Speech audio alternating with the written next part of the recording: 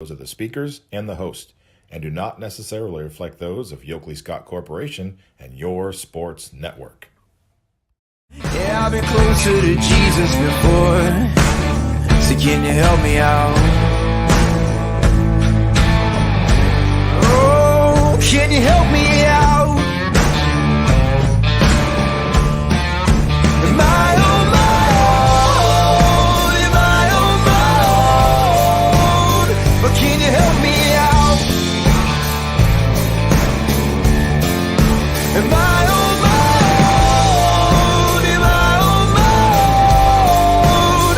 Or can you help me out? Can you help me out?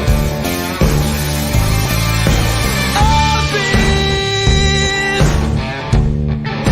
scared to look in my soul.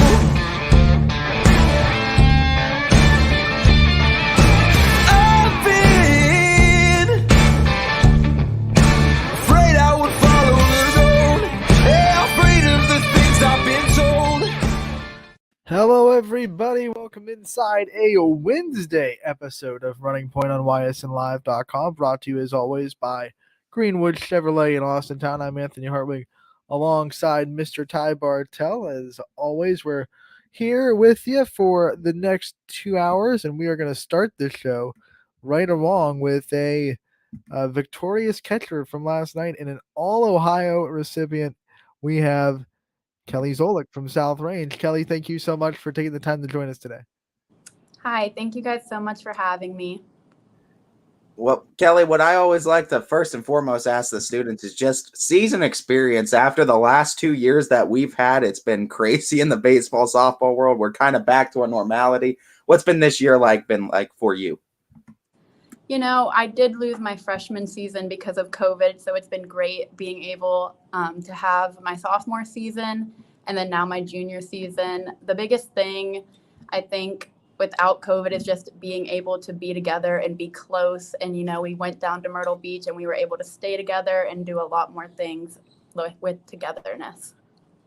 You miss your freshman season, so you have to come in your sophomore season, and I imagine this South Range program is kind of intimidating to just come into, right? I mean, with the prestige that it has and the success that it has had, what was it like to just kind of step into a role as a starting catcher and just try to live up to the standards of South Range softball? Yeah, in my sophomore season, because I didn't have my freshman season, it was like we basically had 2 classes of freshmen. But our seniors last year made it great to just kind of step in, and we felt right at home, and Bree and Jillian were great, and we were lucky to have like amazing success last year. Being the starting catcher now for 2 seasons and going from catching Bree last year to catching the dynamic duo, I would say, I guess, for this year. What are some of the biggest things you learned and the differences in all 3 pitchers, and how have you had to adjust to be fit each one of the pitchers specifically? Yeah, Bree obviously having a lot of success at YSU right now, but Sam and Julie are great too. I think they're all very similar. We got some good speed, some good spin from the staff. But I also think that they complement each other well. So I think we really have a good staff that can keep opponents off balance. And you got the chance this year to catch both those pitchers who are kind of stepping into a bigger role in the circle this year. Talk about how you were able to build their confidence and how you manage this pitching staff at South Range. Because we're all juniors, not only are we at softball together, but we're in class together. So I see them throughout the day, and we've been able to just build really great relationships, and I trust them on the mound. And I think that they trust me behind the plate. So we've been able to get a lot of work done and have a lot of success. It's a quick turnaround for you trying to step into this leadership role going into the season. Because like you said, you didn't have a freshman year. Who were some of those kind of role models that you looked up to personally? And what was it about them that you really looked up to on that team from sophomore season? I mean, of course, we had Bree and Jillian, and I'm not a pitcher, but Bree was just a great role model. And our seniors last year, they really made you want to play for them and want to win for them. And then this year as well, we still have our seniors, and we want to make sure that we play well going into this tournament so that we can give them the sending off that they deserve and hopefully make it deep into this tournament. we've talked about your catching, but we got to talk about your bat too, because you're having a phenomenal season at the plate. What's been working so well for you in the batter's box, and how are you seeing the ball so well? Honestly, it's mostly been mentality. I go to hitting lessons. I go to Erin Gabriel, who is very well known around the area. And she's been great for not only the technical side of hitting, but just giving me tips on my mentality and really just having confidence when I get in the box and knowing that I can hit any pitch that's thrown at me and just attacking that ball. We've had somewhat of a knack of getting some 4.0 students on, and if I'm not mistaken, you're another one of them. Talk to me about balancing that of having a 4.0 GPA and sustaining that while also being involved in athletics as you are. How do you kind of manage that? School always comes first for me. Without school, softball isn't possible.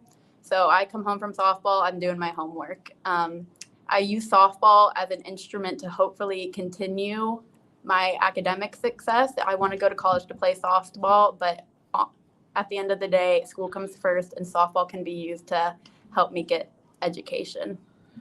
When you hear Kelly Zolik first team All Ohio, how does that make you feel?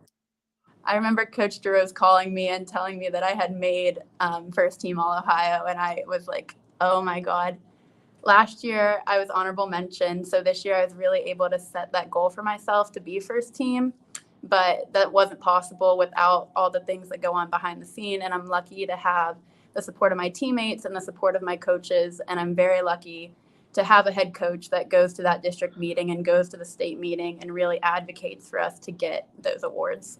It's always nice seeing student athletes reach for a goal and be able to accomplish it in a season. But now that we got this one knocked off the list, I got to ask, what are some other goals in the sport of softball as well as outside of the sport for Kelly Zolik in the future?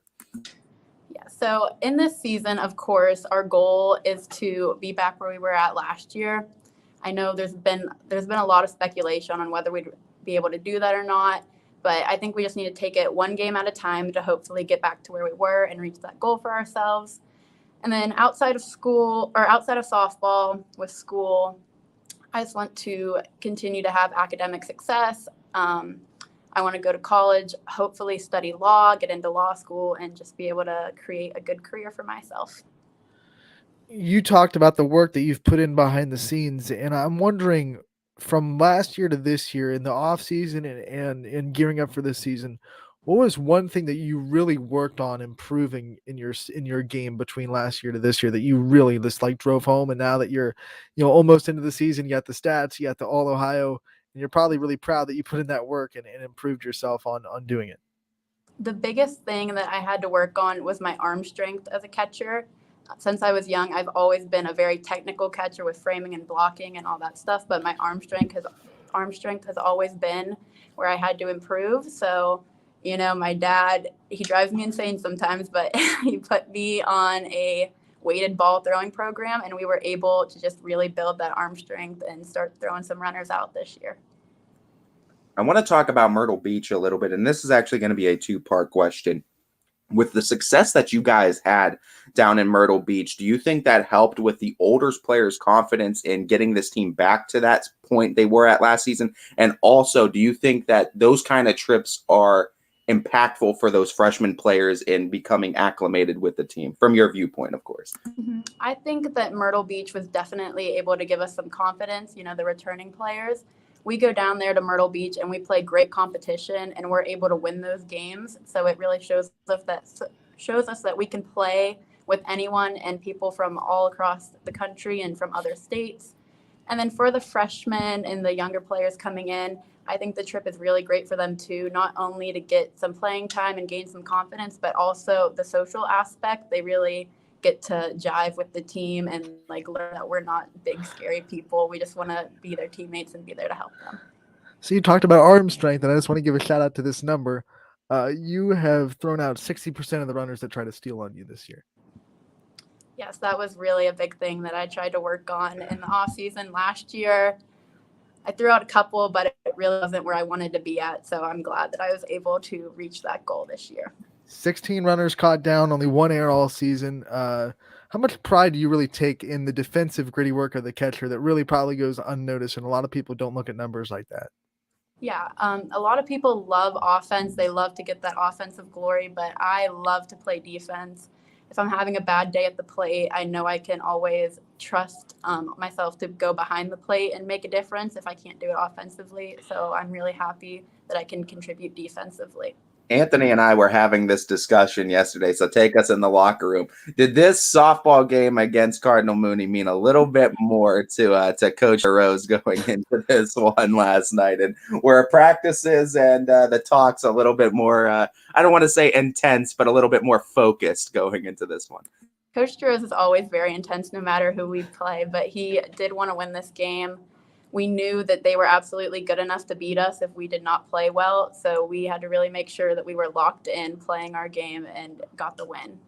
Take us inside the dugout last night because they scored first and they kind of put you guys on their toes. But you came right back in the first inning and you ran some offense. And then, man, Julie Stakowicz, the game she pitched after giving up that home run, especially, just from your perspective, one, what was working so well for Julie, and then what were some of the conversations in that dugout after they hit the home run and you guys had to bounce back?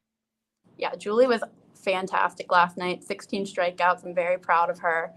What was really working, she's left-handed, so her screwball goes to the outside. So we were throwing a lot outside, and the umpire was giving us the outside corner, so we kept hammering it all night long, and it was working. But after they scored that that home run, we knew that we were going to be able to score. So we weren't too worried. We knew that we would be able to put runs on the board. Being one of the upperclassmen of this team, what would you say are this team's keys to victory night to night? What are the things this team needs to do well to almost always come out victorious? To win, we just need to stay locked in. We have a couple games where we're not really playing like ourselves. We don't hit, we make errors. We just need to stay focused on the game at hand and win it. All right, Kelly, I want to get some rapid fire questions in to get to know you a little bit off the field since we've gotten to know you so well on the field during this interview. I will start with, if you could have any animal for a pet, what would you want? A panda.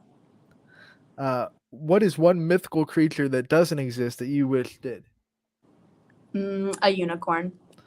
What is your favorite thing about being a softball player? My favorite thing about being a softball player is just the team camaraderie and being able to play with my best friends. All right, with you and your dad, who's more competitive? I would say it's a tie. He is very competitive, and I think he's passed that down to me, and we can really go at it sometimes because we're both so competitive. Who wins at family game night? Me. What's the best game that you're like you know when they pull this one out, you got it? I love to play spoons, and I yank that spoon and make sure I get one. What is one thing that you know now that you wish you knew earlier? One bad game isn't going to kill you. Softball is a game of up and downs, and you can come back from anything. Describe your pregame playlist. My pregame playlist, it's some hype up music, but I just like to listen to what I would usually listen to on a normal day. I don't like to get too hype. Take us through the normal game day routine for you. So if it's a home game, we get down to the field, we hit, and then we always have to sit or hit in the same order. That is my superstition. So it seems like a team superstition. Like one person could throw that whole thing off. Do you have any other superstitions with the softball? When I take off my jewelry to play, I always put it in my shoe, and it has to be the same shoe. That's not uncomfortable? Like I put it in like the croc that I'm not wearing. Okay, I see. Yes. Who is the teammate that can make you laugh the most? Probably Sam. She gets me laughing. What teammate has the most swagger on the team? Julie definitely has the most swagger. She looks like she just wants to mow those girls down when she's pitching. She did last night, that's for sure. Yeah. Who is one girl on the team that is the best dancer? I don't know. I'd say I feel like Jamie has some moves. She doesn't show it a lot, but I feel like she has some hidden moves. Who gets the loudest in the dugout? Definitely Julie. Who is one teammate? What teammate do you text the most? I'm in like my little junior group chat, so we text a lot in there. It's me, Julie, Sam, Jamie, and Hannibal. Who is your best friend in the softball world that does not wear the South Range uniform? Tori Long of Columbiana. Talk about your travel team and what your favorite memory with them in the summer is. So yeah, my travel team, I play for Thunder Elite Premier 18U and a lot of area talent on there. There's Tori, there's Alyssa Sheely from Ursuline, and there's some other girls from throughout. But yeah, we play great competition. I think it really prepares us for our high school seasons and if we play after high school. My favorite memories with them is just our hotel stays and kind of meeting up in someone's hotel room and just sharing some laughs there. What is one thing that you spend a lot of money on that you probably should? Clothes. I work at American Eagle, so I spend all of my paycheck there. What was your last impulse buy? Clothes from American Eagle. On a scale of 1 to 10, 10 being like supremely clean and 1 being you can't find anything, how clean is your room right now? It's about a 2 or a 3. My mom always yells at me because she puts my laundry in my room and I never put it away. It just sits there in piles. At least it's not a 1.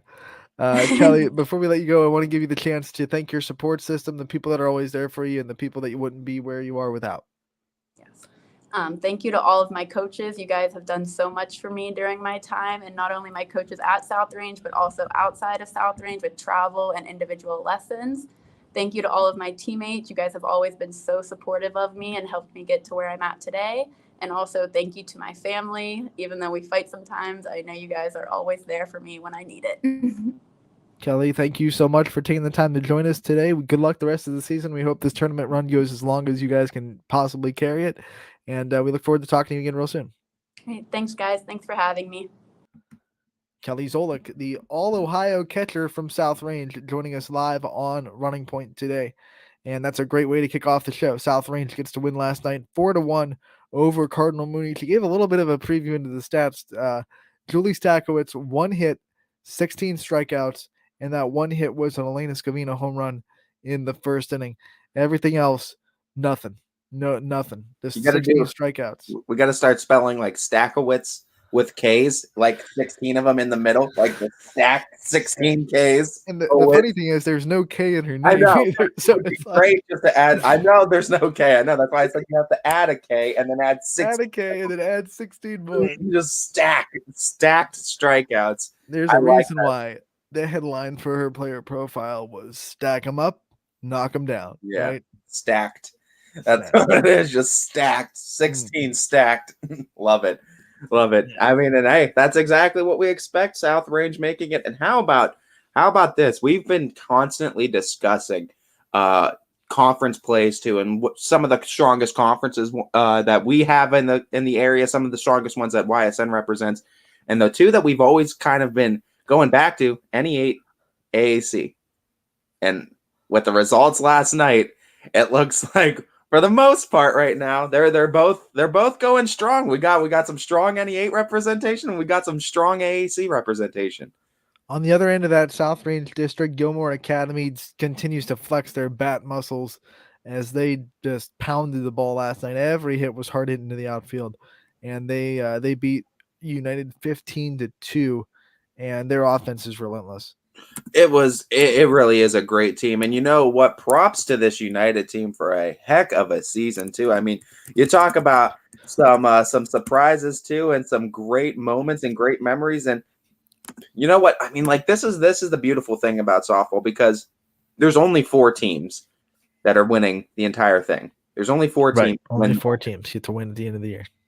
So in that, you can't say that if you don't get to be one of those 4 teams, there's nothing to take away from the season. And I think United is another perfect example of just like great moments, great memories that were experienced in just the tournament too. And you kind of just take that experience as a whole, and just that memory is going to serve, I think, and the memories that they've made on this is going to serve them way longer too. Of course, you'd want to make it to the big show, but I think that's the beautiful thing about softball, is just the experience in a whole is a great thing. I was talking to some parents after the game last night, and I told them, and they agreed.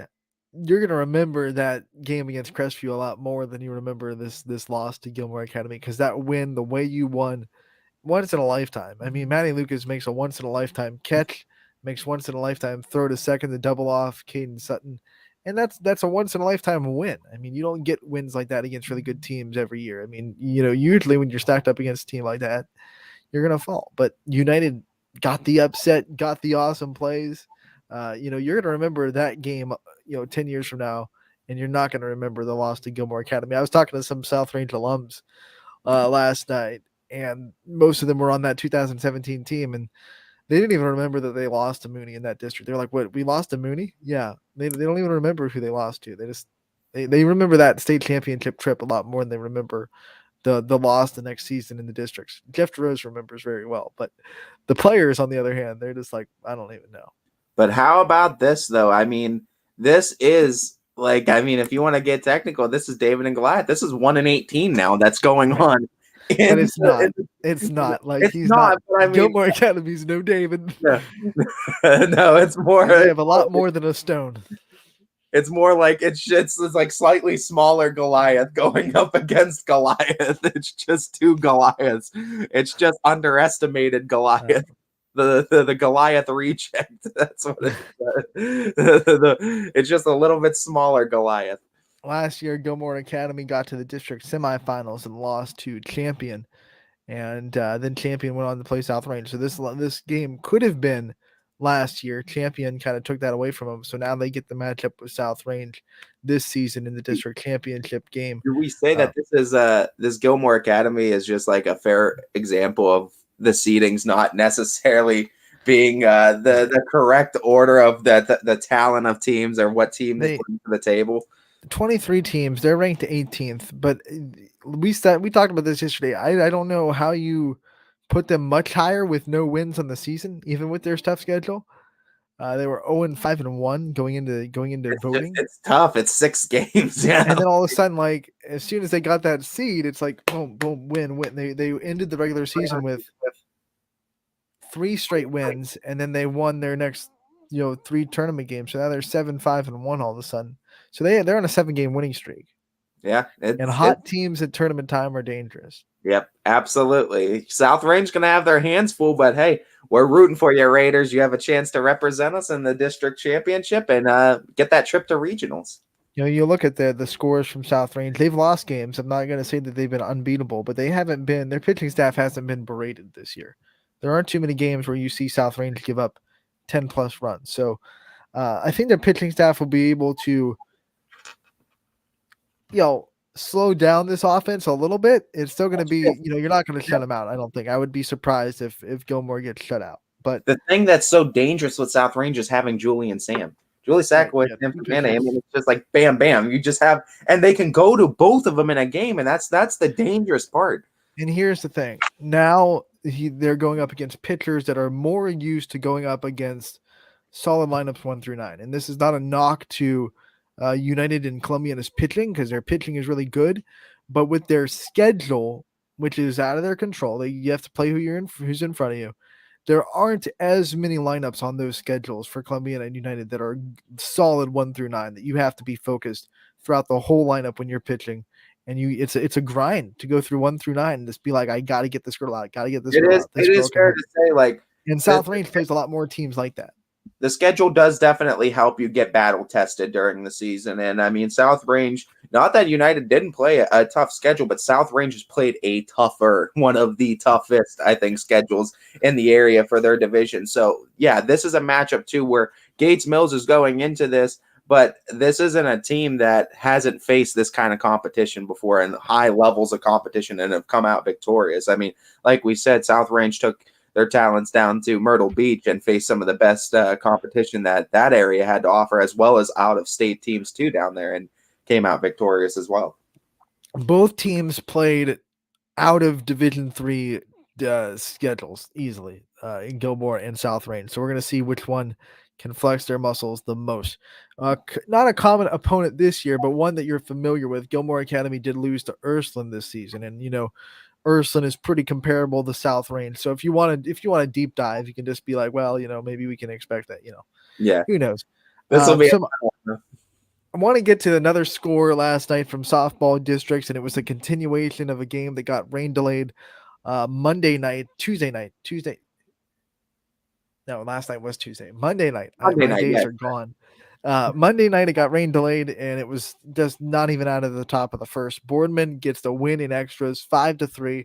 They upset New Philadelphia, and they are going to the district championship game tonight. Another AAC team that's represented, and heck of a win for Boardman. And I mean, now for Division One, there's a possibility that Austintown Fitch and Boardman end up in the regional semis, and that'd be something. And where they line up right now, let me double check. They would play each other in the regional final if they both made it. Yeah, so it could, if everything goes to obviously a lot of things have to go to plan, but I told you, and I've been saying, and we've both been saying, of course, Anthony, don't sleep on this Boardman team. Experience is a big thing, and having as many seniors as they do is going to help.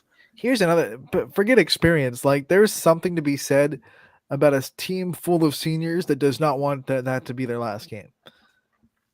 Yeah, like you could there were some times this season where Fred Moots would say like they lost focus, they lost mental focus, they got a little bit inconsistent.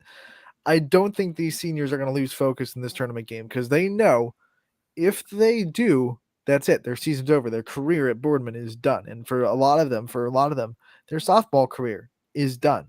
So they're going to be extremely focused in these games. And there's not, I would be very highly shocked if there was any lapse of mental focus by any of the seniors in these games. If you're going to beat Boardman, you're going to earn it. They're not going to give you anything. What are you seeing on the other side, amping the softball guru that you are, with Walsh Jesuit on the other side of Boardman? I think New Philadelphia is better. Really? I think their pitching is definitely better. I saw that New Philadelphia was on a lot of coaches' polls for D1. They were ranked in coaches' polls. Their lineup was harder to navigate. Now Walsh is like D1, Walsh is a really good team. Like, it's Division 1, they're the 5 seed. I think 5. Yeah, I think 5. Yeah, I believe so. Yeah, I think New Philly was the 4 and Walsh was the 5. Yes. Philly was 3. Walsh was the 5. Philly was 3. Excuse me. So New Philadelphia was 3. Walsh was 5. So yeah, I think New Philadelphia is a better team. I'd have to really do a deep dive to see like the matchups and see how Boardman's pitching stacks up and what the hitters for. I would love to do that. Like, if I had film on what you knew about him. If I had the time and the film on Walsh Jesuit, I would be breaking down film and I would just do a deep dive into these games. Because that's just my nerdiness, and I used to do that before I worked for Ysn. So I got a sneeze coming. On the other side, though, I'll take over for you real quick. And on the other side, we do know if Boardman gets this victory, the winner of this Boardman Walsh Jesuit game will play the winner of the Mentor District. And the Mentor District right now in that district final championship game is going to be the 2-seeded North Canton Hoover, who won 11-4 against Chardon, the 11 seed. They'll be playing 6-seeded Maslin Jackson, who had the 8-1 victory over Mayfield. So Hoover and Maslin Jackson playing for the Mentor District, and it will be the winner of the Mentor and Maslin District going at it in a regional semifinal. And then on the other side, we know Austintown is representing as they're going to be playing green for the Austintown District. And then it is Brunswick and Broadview Heights, the 2 and 7 seeds in those ones in the opposite district for the Brunswick District. All right, Ty, something else really awesome happened down in Division 4. Bree McCombs throws a no-hitter in the district semifinals to get McDonald to the district championship game. She no-hits Lisbon. McDonald wins 9-0. They are sailing into this championship game. They will play Bristol tonight in Jackson Milton. Just figuring things out on the fly, and they're getting big wins at big times. And yeah, Bristol now the competition in front of them after Bristol got the win over Western Reserve. And this is I believe 5 versus 2, if I'm not mistaken. So Bristol technically going to have home field advantage at North Jackson. Jackson Milton. But no, I think the way that McDonald's been rolling, man, it's just they're pitching. It's exactly what it is. That Bree Callow leaves, and they're just like, well, we'll just put another one in And there. you know what? It took about 5 or 6 games for Bree McCombs to figure it out. But I saw her at the end of the season against Jackson Milton, and I saw her obviously last night. I didn't see her personally last night, but obviously last night's stats speak for themselves. She figured it out. I mean, Lisbon, I know they've struggled this year at times, but that lineup is not something hit. Like that's Justice Vrabel down there that has the OHSA record for home runs in a game. That's Maya Emerly. That's McKenna Daly. Those are really good hitters. You do not want to hit that team. You do not know hit that team very lightly. And you got to realize too, pitching in baseball and softball, it's an art form. It's such an art form, and it's something that takes work, and you have to work at your craft on. Not everyone is able to go into seasons and just start lighting people up and sending them down. It takes some time to realize, and pitchers will go through that roller coaster rides of the season. But the most important thing is when it matters, are you able to lock in, and how are you able to adjust when you do give up those hits and you do give up those runs? And we see now McCombs. Big win, big performance, gets her team to the district final. Like we said, Bristol got the win last night, so they will move on, and it will be Bristol versus McDonald in the district championship game tonight at Jackson Milton. Obviously, those are Boardman and McDonald were 2 games. They got rain delayed from Monday, so that's why they have to play a double, like 2 games in 2 days. That might be an advantage not for Bristol because they had to play last night too. But for Walsh, who had a day off, it's a fine line between can Boardman carry the momentum because obviously they don't have as much time to cool off, or does Walsh's day to prepare, which one's a bigger advantage? Yeah. Where do you sit? Do you think carrying momentum from one day to the next is more of an advantage, or do you think Walsh getting a day to take a breath, relax, prepare, have a practice? Do you think that's more of an advantage than taking all the momentum from an exciting extra innings win in the district finals? I always like rest for pitchers, but in this case, I mean, Boardman had the rest prior too. So this back-to-back isn't going to, I don't think, hurt him. It's not like you're playing 3-4 in a row. I think because Boardman had the rest and because Boardman has the versatility of going Maddie Lester or Tori Strines is definitely going to help them too. So I think they're having that safety net to where it's like, okay, if we are going to throw Tori back-to-back games, we have that safety net and that senior leadership of Maddie where if Tori gets in some trouble or her arm is not feeling up to the task, we can put Maddie in and we can trust that Maddie can kind of calm the storm or at least bring a calmness over the team being that senior leader in the circle too. So I think Boardman having that versatility, I think coming off that win, carry that momentum right into this one. Let's get a win. Let's get to the regional semis.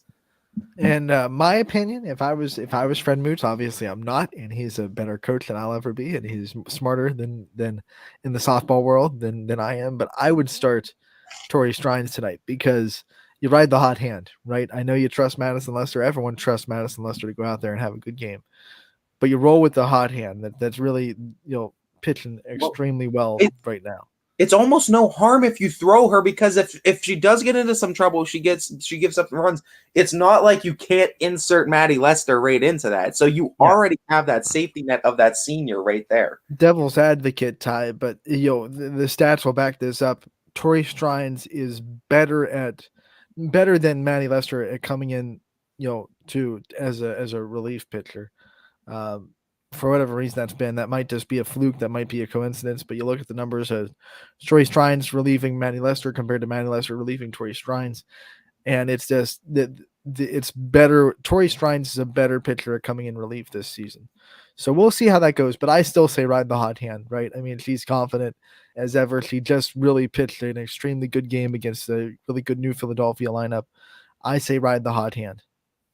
Yeah, I mean, we'll see what happens tonight, but obviously we wish the best of luck to Boardman, and hopefully we have some Ysn representation. Maddie Lester is just mashing at the plate. Like, man, she had a home run last night. That's her 6th of the season. She leads the team in batting average and RBI and home runs. So don't mess with that. Just roll with Maddie in second. I love having. That's why I would love having Maddie kind of as that reinforcement in the circle, because like if you want someone like if Tori gets into trouble, which she might not, she might just have smooth sailing and be fine. But if she gets into trouble, you're gonna have that senior who doesn't want the season to end right now, who's hyper focused right now, that can come in and just start chopping down the lineup if they need to. That game is happening tonight in Massillon, Washington. Walsh Jesuit versus Boardman. 5 o'clock first pitch in Massillon. The other district Division One game happening tonight as well. Austintown Fitch versus Green, which their primary colors aren't green, which just will throw you off. And they use that nasty Georgia logo. Nasty Georgia logo.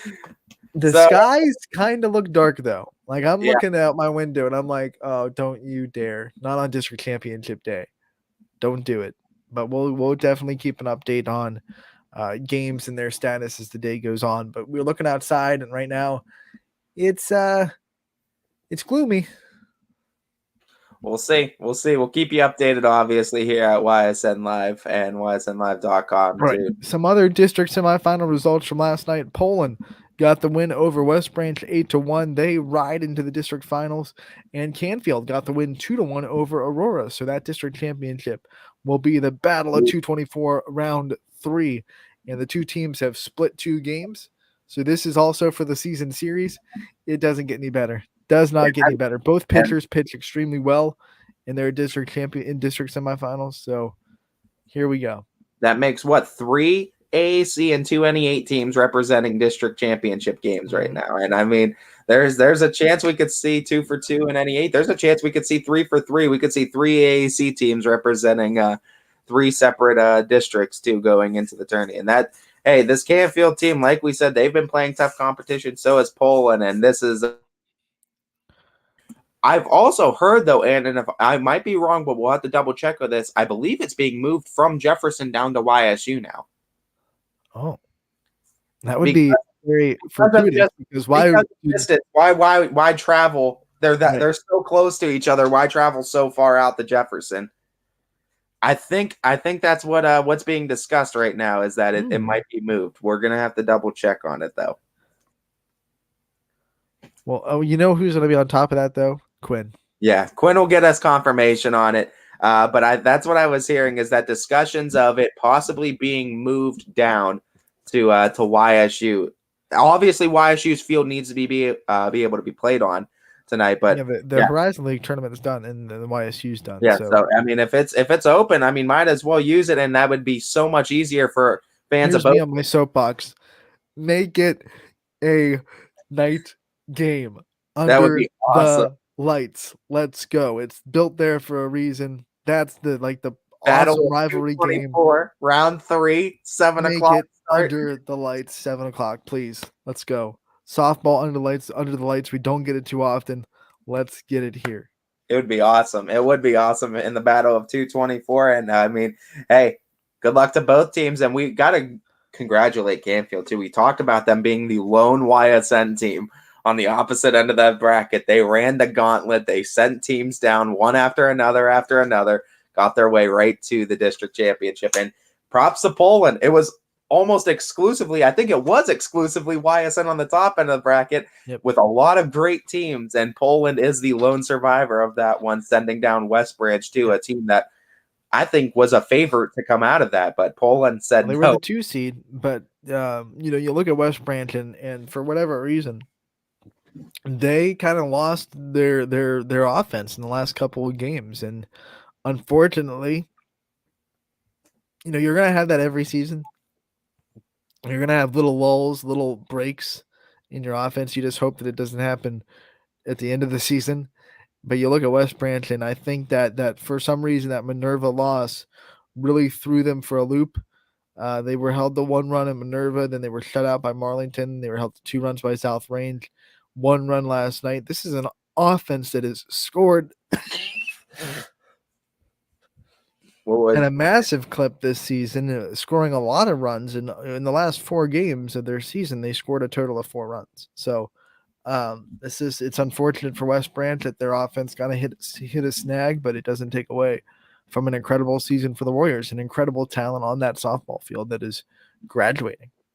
Yeah, no doubt, no doubt. It was a fantastic season for West Branch, and we'll continue to look forward to West Branch softball to see how they're going to regroup after this season. I'm sure they'll be just fine. But props to Poland yet again. I mean, sending them down in convincing fashion too. Poland gets themselves to a district final. Mary Brandt not one but 2 home runs in that game. They set the tone early. They scored 3 in the first, 3 in the second, and they were up 6-0 before you could blink. And I think that kind of also, you know, played into the factor why West Branch started to struggle. I think when you're down 6-0, you get a little bit uber aggressive. And with Katie McDonald and her rise ball, if you're extra aggressive against it, she's going to get you to swing and miss a lot. And that was probably an extra reason why West Branch's offense struggled, because Poland put them on their toes right off the jump. Top of the first inning, 3-0 before you even get to pick up a bat. Poland gets some revenge too after basketball season. So Oh, yeah. They all knew. They all saw those basketball players on the other side wearing green. They said, okay. they got their revenge right before the season ended as Poland and West Branch, those seniors, split their season. We have to congratulate Hubbard on an incredible season. It fell short to Mogador Field. They were up for almost the whole game, but Field put together a late rally, scoring in the 6th and 7th inning to win 10-6 over Hubbard, and that ends the Eagles season. But an incredible year for Hubbard, and they toted probably one of the best pitchers in the area. Unfortunately for Haley Croyle, it ended short because of an injury, but still, she finished almost the whole season. She only missed the last game, I believe, with an ERA that was well under 1. I think the best ERA on the YSN family, and that's against quality lineups like South Range, like Poland, like Gerard, non-conference Ursuline. So, you're going up against that kind of schedule, and you have an ERA well under 1. Haley Croyle pitched a heck of a season. Hubbard had a heck of a run. Unfortunately for them, they fall short in the district semis. But no doubt a great season for Hubbard, and way to rally after Haley Croyle went down for the last few games of the season. They were right there. They were right there winning this game 5-2. I thought, okay, Hubbard's going to pull this off. And then Mogador Field just kind of flexed their muscles the last second. Yeah, but you know what? Congrats to Mogador Field for putting together that late rally. And you know what? That's the sport of softball sometimes. Anthony Romo got some interviews with Field. Sarah Ruffner from Mogador Field went 3 for 5 with 7 RBI. I don't think I've seen a 7 RBI game yet this year from someone. Definitely going to be interesting. And now it sets up a Mogador Field and Marlington one. Yep, that's a non-YSN matchup, so it's one that we won't be covering, but it will be a very interesting for softball fans. Yeah, I mean, at Hubbard too, so it's going to be a great one too to see who comes out of that one. I think Marlington's just glad they don't have to see Hubbard again the way that game went last year. Yeah, I'm pretty sure. I don't think the Marlington Hearts could take like another game that went like that. Obviously, they came out of the right end of it, but man, was it exhilarating. And I mean, this might be confirmation, but checking on the OHSAA site, the district championship game between Poland and Canfield is saying YSU softball complex. There you go. That's confirmation right there. It wouldn't be on the OHSAA site if it wasn't real. So tomorrow night, Canfield, Poland at YSU instead of at Jefferson, and that'll be fun. Does it say a time? Is it still 5? It does still say 5. Almost OHSAA, almost. But I figured that it's a weekday. If it was a Friday, they might have pulled the trigger at the 7 o'clock. Just come on, pull the trigger. Yeah, I mean, that's what I'm saying. The team get together. I wonder if the team could get together and request a time change. They might too. I mean, if depending on how weather is, you never know. When did we turn into the no fun league? Come on. But this is awesome for both fans of Poland and Canfield. A way easier drive for them now to go to YSU to see this game too. I mean, not that Jefferson isn't a beautiful complex and beautiful facility, but now it's not necessary for both teams to make an hour and 15-minute drive when they're 10 minutes apart from each other. Last but certainly not least, in our district coverage, we have to travel down to Leavittsburg as the Division III district championship is set. Ursuline had no problems at all. They coasted to a 12-2 victory over Kirtland. Paige Ogden was great in the circle. Their offense got contributions from a lot of different people, and they just kind of same score during the regular season, 12-2 against Kirtland, and they move on. The other district semifinal game, though, might have been the best game of the night. 4-3, Rootstown pulls out the victory over Newton Falls. Yeah, and I mean, I touted this game as the one that could steal the show, and I think it did last night. And, Newton Falls, again, a great performance, and what a great game. But I can't help but give respect and props to Rootstown for just continuing to pull out close victories against quality softball teams. Rootstown does it again, and they now have to face arguably one of the best in this area in Division III in Ursuline. Let's see if they can pull another rabbit out of the hat. Yeah, Rootstown Ursuline Thursday at 5 o'clock from LeBray. A great facility down there. They've been able to host districts for a couple of years now, and that'll be a fun one. So district championships are set. We've gone through all the final results, and we're going to take a quick break. When we come back, not only will we have Brian Tolnar, we're going to recap the baseball sectionals from last night.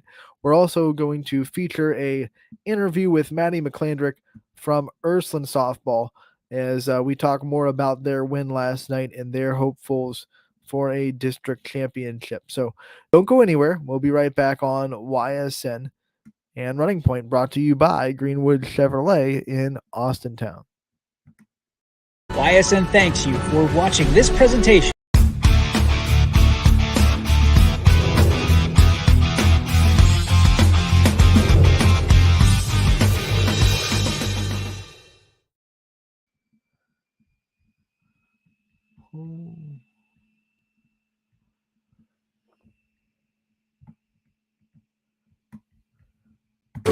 Why choose local? Because you live here, work here, learn here, relax here, and celebrate here.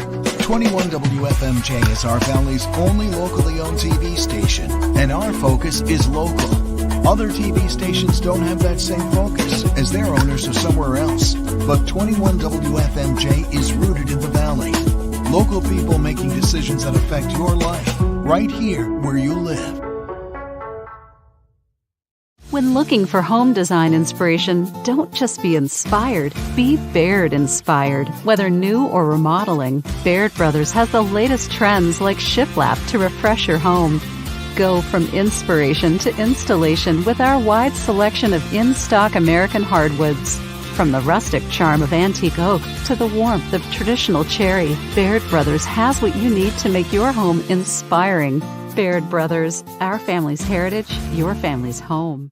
Hi, I'm Colin Chupa. And I'm Kelsey Klim from K-Squared Marketing. Our boutique marketing firm specializes in media planning and buying, public relations, event marketing strategies, and strategic sponsorships. We can integrate our services with your existing game plan, or we can be your entire marketing team. Your goals, our game plan. Let's win together. Call K-Squared Marketing at 330-623-2730 or visit ksquared.marketing to learn more. Change. This one word can make you break out in a cold sweat. But with change comes wisdom, experience, and understanding. At Myers Family Insurance, we can help make changes in Medicare, insurance, and retirement a positive experience for you and your family. We've gone through changes, like our new office and new faces to help our family of clients too. For all your Medicare needs, call Myers Family Insurance. Check us out online at myersfamilyins.com or find us on Jimmy Sudman here, Director of Isle, Purple Cat, and Golden String. We are happy to support YSN and two of my favorite people, Scotty Mincher and Super Dave O'Malley. We are an agency that provides services for adults with disabilities. We infuse humor, passion, and joy into their lives. If you know of any folks with disabilities that need our assistance, please contact us.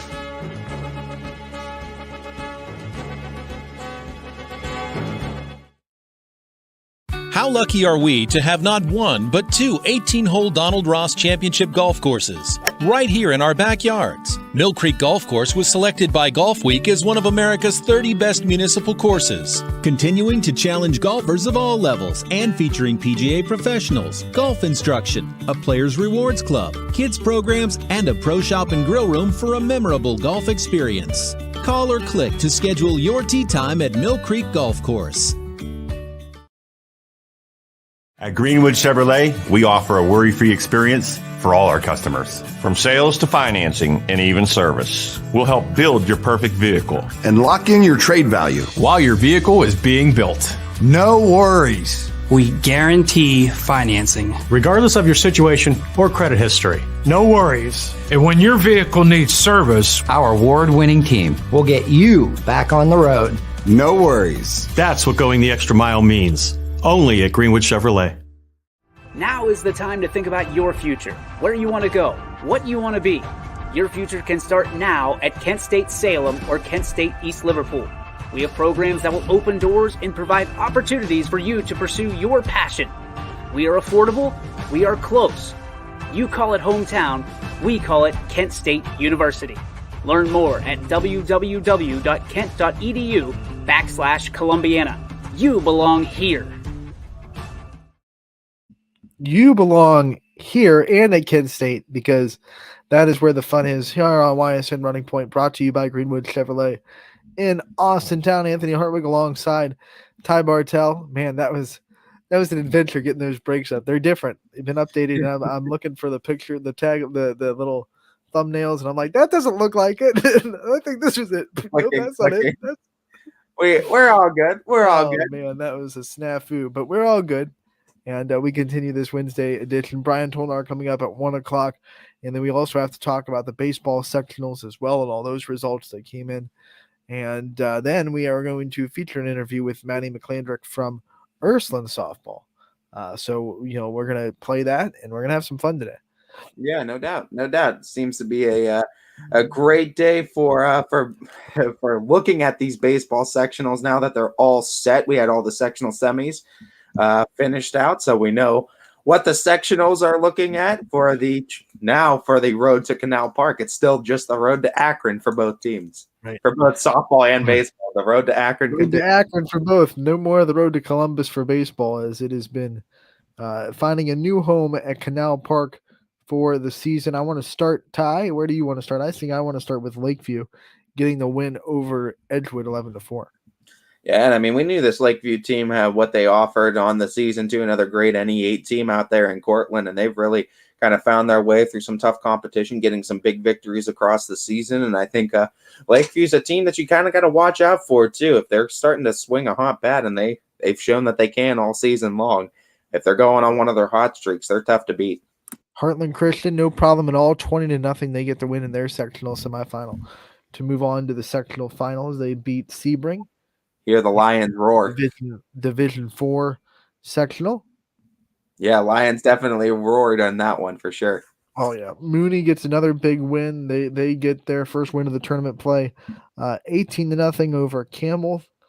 You'll look at the pitching and the hitting. Both were on all pages for Mooney. They get the win.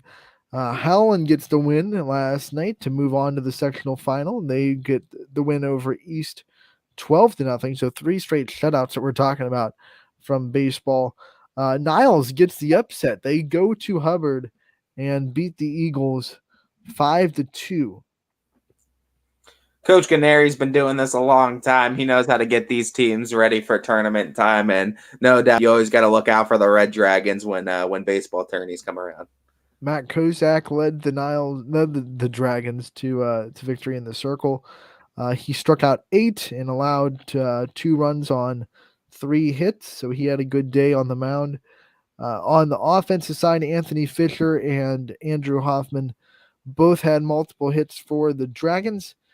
Fisher led with 3 hits and 4 at-bats, so he had a good day. We've talked to him before. He's a great ball player. How about his first start this season? And for first varsity start, he throws a no-hitter. Remember that? So yeah. Anthony Fisher and the Dragons, they flex on Hubbard and get the win. Absolutely. Congrats to the Red Dragons for getting the big win inside the NE8 conference as they get to move on. Boardman takes care of Hudson 7-1. They move on to their sectional final.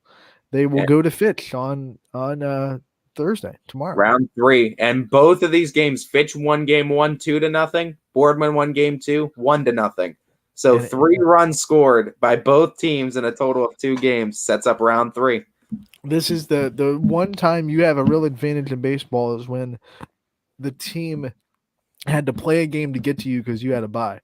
So now Fitch is going to be able to throw their number one, and Boardman's going to have to go into their pitching depth. Yeah. And it's gonna be beneficial to Fitch right now with Jake Corral's status up in the air with a little bit of an elbow discomfort. You don't ever want to throw pitchers out there too early, so we don't know the status of him currently, but it definitely helps with Fitch's young pitching staff too, being able to throw their number one, likely Joe Roth now in this situation. Yeah, so that's Division One. I think the only two Division One teams we have in baseball, if I'm not mistaken. All these divisions. You get cloudy because they're different from Division One, from baseball to softball. But I believe Fitch and Boardman are both Division One, and the only Division One teams we have in YSN. Yeah, baseball. I believe you are correct. Yeah, as the rest are sitting in Division Two. The teams that are typically Division One in softball, Howland and Louisville, are both Division Two baseball teams. So How about this? We talked about Niles getting the win. The other side of the bracket for them also saw an upset as Geneva beat Perry. The 16 seed beats the 6. So because of that, Niles will get to host a sectional final tonight. How about that? 5:00. Funny how things work out, and the Red Dragons now get a home game, and that's a beautiful field to host a game too, and that's going to be a huge advantage, I think, for the Red Dragons being able to host. So that'll be at Waddle Park and Wilder Field on tonight. What am I doing? Tonight at 5:00. On tonight. On tonight. It'll be on tonight, and that is Niles versus Geneva. Howland moves on to play Chardon, the 4 seed. That'll be tonight as well, in Chardon at 5:00. You look at some other scores in that bracket as Lakeview got the win 11-4. Of course, they move on to play Mogador Field tonight at 6. Tonight against the 6 seed at 5. Excuse me. Yeah, big wins for all these teams too. So you got Niles, Geneva, you got Chardon and Howland, and then you got Field and Lakeview. That's going to be a gauntlet all the way around. Lakeview got to travel to Field. That's going to be a challenge for them, but I think it's one Lakeview's up to the task for, honestly. Poland beat Cheney 10-0. They will move on to play the 1 seed Canfield tonight at 5:00. So that another battle of two battles of 224 in consecutive days. One's for the district, one's for the sectional. Yeah, and this is going to be a great game too. You never count out Poland ever when they play Canfield too. So Poland's going to bring their best stuff, and everyone in that Poland community and everyone on that Poland baseball team would love to be that. I think they might riot in Poland. Yeah, to be that team that knocks this Canfield team out. Poland would love nothing more than to be that team. Literally, I think I would make calls and protect the city. Protect the city of Poland, because if that win happened, I think the city of Poland would break. Yeah, Poland Township certainly would be in some sort of array. I think they would they'd be freaking out for sure. That should be a great matchup, though. Like I said, Poland always brings their best stuff, and we know what Canfield has to offer. One of the best. That's why they're ranked number 1. That's where they're seated where they are. Fairly and with due just that they were seated number 1. But no doubt, should be a fun one. Some other district sectional finals that are happening tonight. South Range will host Pymatuning Valley. Excuse me. That'll be at 5:00 tonight. We'll also see Champion. They get to host Berkshire. That's the 17 seed versus the 9 seed Champion. Crestview, they will host Springfield, and that'll be at 5:00 from Crestview. Springfield the 6, Crestview the 5. That might be the best game of the night. Springfield got the win last night, 18-1 over Liberty. Yeah, big games across the board too. And did you? As Brian Tolnar popping into, we're gonna have to put a pause on this too, because we have to look at the other side of the Division 2, the Louisville side of the bracket. I don't know if we looked at one more for tonight. Columbiana going to be hosting Jefferson. That first pitch is set for 4, not 5. So I think that's going to be a great game too. As pitching, Jefferson's been showcasing that they could beat some big teams too. And Columbiana, we know what they offer in the mound. We'll continue our baseball talk in a bit, but first we have to go to our golf guru from Mill Creek Park and Brian Tolnar. Brian, we missed you, buddy. We know life got in the way a couple of times, but welcome back to Running Point. Well, it's great to be back. It feels like I've been off for like a month. Now that we're having you back, Brian, we've had a little bit better weather the last couple of weeks too. Talk to me about what that outlook's been like for Mill Creek Golf with the weather shaping up to be a little bit better in recent weeks. Well, we finally got to the point where we can open the driving range up, which is the first time that it's been opened all year. We're about a month and a half behind when it comes to that. Had to delay our flag football down at rec. We had to delay our soccer, our cheer squad, the par 3 boys league, girls league as well. So after this past weekend, everything kind of opened back up again. So we're excited to see everybody back. All our leagues are in full force, all 41. We've got a tournament coming up on Sunday with the U.S. kids here. So we're happy to host them, and we're hopeful that the weather that's projected will clear out like it did this past weekend. But it's just nice to be back in the swing of things and seeing everybody. And now that we've got everything kind of running at the same time. As we're talking about weather, I'm looking this weekend and like 92 on Friday, 92 on Saturday. Obviously, that's going to be a scorcher. What are some tips for golfers that you have for golfing in the heat and trying to stay safe while golfing in the higher temperatures that eclipse 90 and get into the high 90s? Well, anytime that you get above like 80 degrees and there's a ton of humidity, a couple things come to mind. Number one, stay hydrated. Like in any sport and any atmosphere that you're playing athletics, when it's very, very hot out, you want to make sure that you're not susceptible to, heat stress or heat stroke. So you want to make sure you're very, very well hydrated. A lot of guys will go out there with a 6-pack to play. Probably not a good combination for Friday when it's 88, 90 degrees or 92 degrees or whatever the factors are with the high temperatures. But you really want to stay hydrated with water, with Gatorade, anything electrolytes is good. When you're on the golf course and playing, the ball has a tendency of flying a lot further when it is warm. So you're going to play some extra roll. You're going to hit some tee shots that go a little bit further, unless it's humid. Now, if it's humid, along with that temperature, then the ball will tend to go a little bit less from a distance perspective. But if it's firm and it's fast and there's no humidity, the ball will tend to roll and carry a little bit further. Most importantly, you want to make sure that your grips are clean and dried off. The hands have the tendency to sweat a little bit. So you want to make sure that the grips are dry and the club stays in a nice firm position when it comes to your hand placement on the club with your grip. So making sure that you have a glove or maybe an extra glove in the bag, or keeping a nice cool towel to wipe your hands off in between shots, I think are probably the most important things. And then, really just stay hydrated.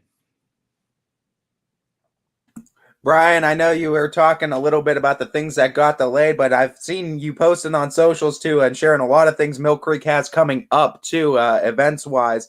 Why don't you highlight some of those things for anyone who might not know about the events coming up in Mill Creek and what they can get into?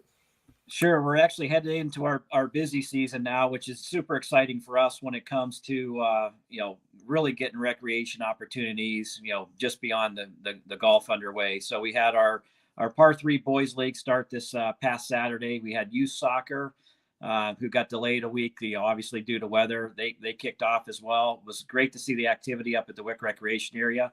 Following the soccer at around 1:00, we started our flag football leagues till about 4. Just got it in before the weather hit on Saturday afternoon, late Saturday afternoon down this way. So it was nice to see 90 girls out cheerleading and 250 kids out playing flag football and 270 some kids playing soccer this past Saturday. Just the frenzy of activity that comes with the Wick Recreation area and all the activities that Chris Bundy, our rec manager, has in store. We've got concerts and movie nights just around the bend here when the kids get out of school during the month of June. You name it. We've got a disc golf tournament this Sunday up at the Metro Parks Farm. We hosted one last year in the fall. We had great reviews on it, and we added one to the schedule this year in the spring. So we have a spring series and a fall tournament as well. So that goes off this weekend. So the boathouses will be open here Memorial Day weekend. So we're, obviously rounding up the staff and getting them prepared and acclimated with boater safety training. So they're ready to go when the Memorial Day light switch flips. And we'll have some activity down there on Friday, Saturday, and Sunday at Glacier Boathouse. So we're excited to get that going and really just continue the momentum that Chris and his team up at Recreation with the rec property has been able to do. We've got a building that's under construction that'll be our recreation, basically our mecca for everything that is recreation. with our building, the old warming house being renovated. They're ahead of schedule with that, so it's neat seeing the walls go up now. They had everything gutted here a couple weeks ago, and now we're starting to put in the walls for the offices, the team shop, the food and beverage component, the locker rooms, the restrooms, and the banquet area and some storage areas. So it's neat to pop up there a couple times a week and see the progress that's been made. In the overall atmosphere of the recreation property, which is Wick Recreation over on Rocky Ridge off of McCollum Road. So, the myriad of activities going on. We've got some adaptive programs that are going to start here in the month of June and July as well, with tennis and softball all taking part up at the Wick Recreation area. So, Chris and his teams work very, very hard. They put an aggressive schedule and slate of events for kids and seniors and adults and just about everybody across the board, whether it's pickleball, it's sand volleyball, flag football to his turkey bowl come this fall. We do a little flag event for some adults the morning of Thanksgiving. So he's very creative in what he's been able to do, and we're certainly happy to have Chris on our team and the myriad of activities that comes with recreation, just beyond the golf footprint that we have here. So we're excited to continue the positive momentum and keep rolling when it comes to sports here at Mill Creek Metro Parks. I want to congratulate you and the staff for selling out the ladies preseason clinic. It sold out yesterday. But with softball season, especially, we talk about the growth of female sports because softball is so popular in the national scale. And I want you to talk about the growth of women's golf, not just in the national spectrum, but here in the Valley, and how proud you are to see that growth, especially here in Youngstown. Well, I'll tell you, it's certainly fun to see. This will be our third year of selling out our ladies preseason clinic, our ladies golf schools. Our junior camp is sold out as well. Matter of fact, we have about half of our fall camp in October, believe it or not, sold out up to this point for some of the folks that couldn't get in June. So, post COVID and during COVID brought a lot of people back into the fray that, not necessarily played the game of golf or played it in the past, had a family, settled down, and really stepped away from the game. I think we're getting both populations of that back, and I think it's been excellent for the sport. You talk about softball and the activity and people gravitating towards that. Golf has been the same way. It's outdoor. It's very, very safe. I think families recognize that, coming out of that post-COVID. And people are very interested in being outdoors and having a forum where they can play in a relaxed setting. It doesn't have to be super competitive. They just want to learn how to play. They want to go out with their friends on an evening during the week after work or during the weekend. We've seen, enormous amounts of growth when it comes to family golf on the weekends here on Fridays, Saturdays, and Sundays. So it's nice to see, not only dad just coming out to play on Saturday or Sunday morning. Now you get the whole family involved, whether it be a weekend or a weekend afternoon. So it's nice to see the growth that's there. Certainly at the par 3 golf course as well.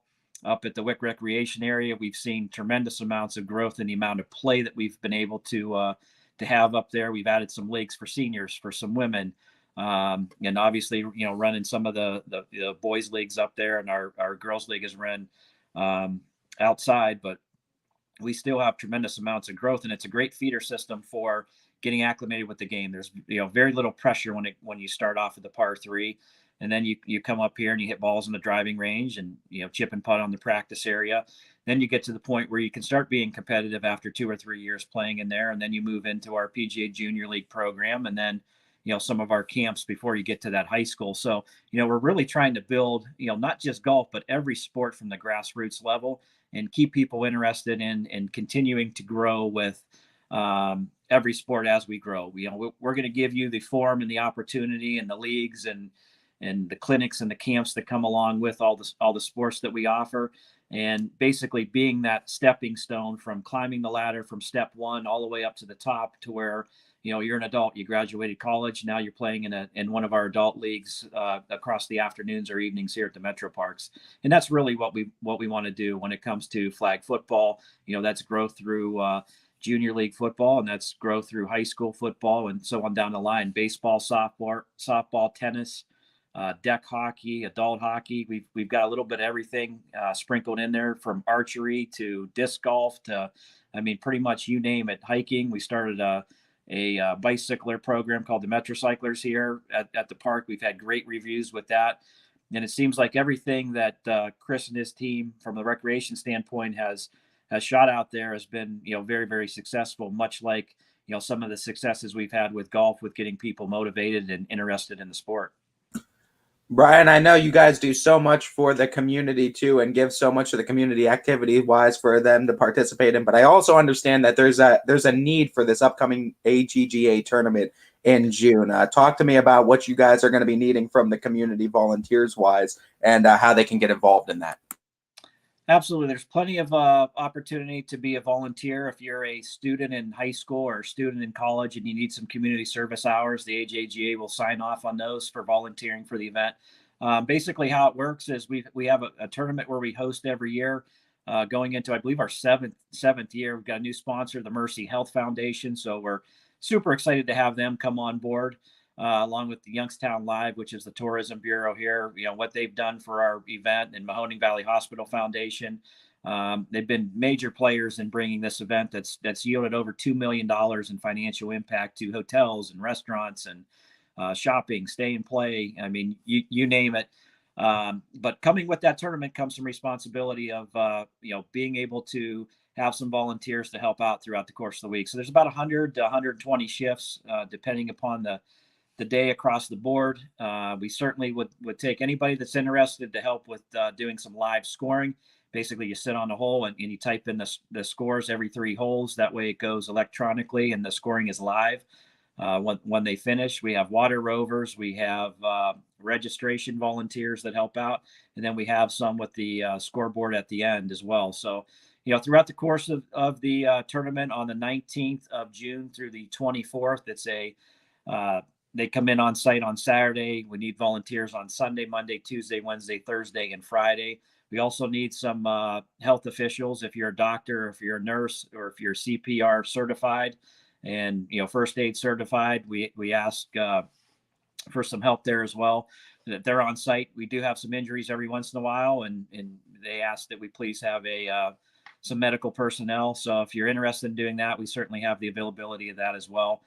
Throughout the course of the week, and shifts basically working around your schedule. We've got some morning, we've got some afternoon, early evening shifts. So we really try to accommodate the volunteer schedule. And like I said, if you're a high school student, a college student, and or a team player collegiately, and you need some community service time or community service hours, the AJGA certainly signs off and writes a nice letter in recognizing you for the time that you put in. So, volunteers are the lifeblood to making these events go and making these events successful. And we've been fortunate to have a lion's share of people that every year, put me down for next year, put me down for next year. When's the schedule coming out? So it was just released this past Friday, and we're now taking volunteers. So if you're interested, please call the golf shop at 330-740-7112. Or just shoot an email to myself, Stacey, our head professional, or Ryan, our assistant, and we'd be happy to accommodate you and let you know what's available to be part of the event week. Brian, before we get to your PGA Championship picks, I do want to talk about former Youngstown State Penguin Kevin Schur, who got a spot in the USA Open sectional qualifier next month. How big of an accomplishment is that? What's next for him? And what are the chances that he goes on? Well, Kevin's had some success in the U.S. Open qualifying. He's the past couple of years he's made it. Whether it be the U.S. Amateur, any of the USGA events. So working his way towards the U.S. Open, you go through sectional qualifying, you go through regional qualifying to hopefully get one of those 156 spots at the year's end before the U.S. Open comes to us in June. Consequently, it's always the same week that we host the AJGA here. So we do see a lot of local talent that's in the news trying to qualify. But Kevin's one of those guys that has been successful, knows what it takes to play USGA events, which means, number one, you have to drive it accurately off the tee because their fairways are a little bit more narrow than what they're used to playing on, whether it be a collegiate tournament or a professional tournament. Like the Ohio Open or the Tigertown Open or some of the events that Kevin plays in, the rough is a lot deeper. You have to manage your game well. You have to be able to get it up and down. So you have to have a solid short game. And he certainly has that. So it's exciting to see some of the locals have an opportunity to make it to a U.S. Open.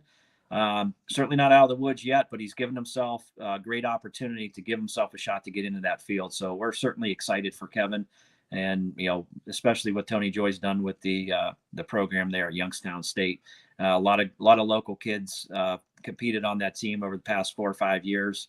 And we're excited to see some of the kids from Boardman who played high school golf here and so on down the line. So Kevin's in good shape, and if he continues to play well and practice hard and prepare, I think he'll do well. And he's made it to, I believe, the match play in the U.S. Amateur, which is like the low 64 or 32.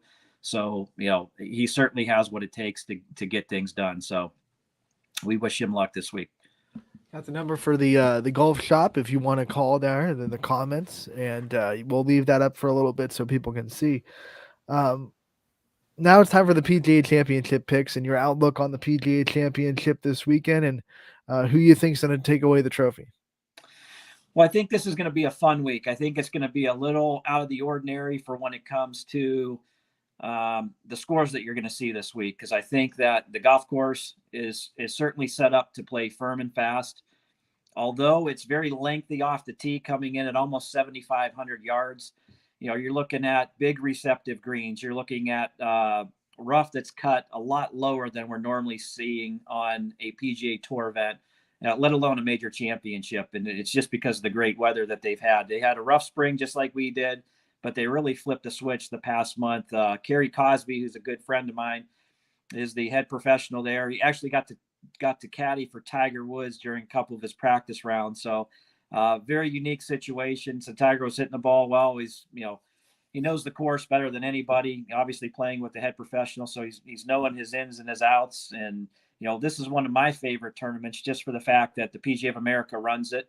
A little known fact about the majors for the PGA Tour, the PGA Tour doesn't run any of the 4 majors. I mean, if you think about it, even if you throw in the Players Championship, because that's basically run by the Players Association. The Masters is run by the Augusta National Golf Club. You got the U.S. Open run by the USGA. You got the British Open run by the RNA, and then you got the PGA Championship run by the PGA of America, which is 2 separate entities. A lot of people don't know that. So all 4 of the majors on the PGA Tour are run by separate entities. So one of my favorite events, and the reason why it's one of my favorite events is because it really puts the PGA of America on a pedestal, so to speak, who started the PGA Tour. And then they kind of branched off and the PGA sort of exploded a little bit.